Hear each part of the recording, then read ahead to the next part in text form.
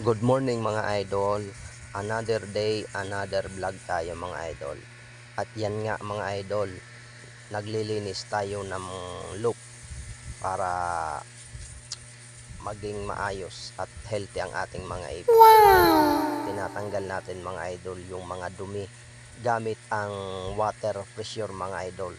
Dapat ganyan din ang ginagawa natin para matanggal talaga yung dumi. Ayun, nandun sa gilid, grabe ang dumi mga idol, oh.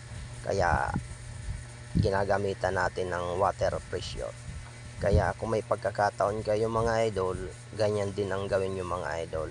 Tapos yan yung nasa gilid mga idol, yan yung binoviewing natin para sa NDR mga idol. Tapos yan naman yung iba nating mga kalapate mga idol, yan muna natin linagay kasi nga naglilinis tayo mga idol. At saka para mainitan din sila mga idol. Yan ang mas maganda.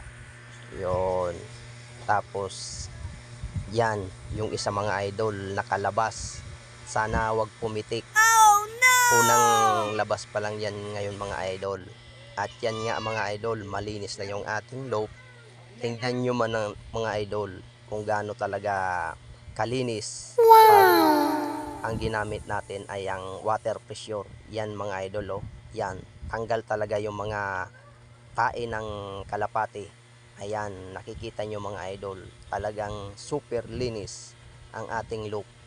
Kaya masasabi ko mga idol, maganda talaga pag gumamit kayo ng water pressure.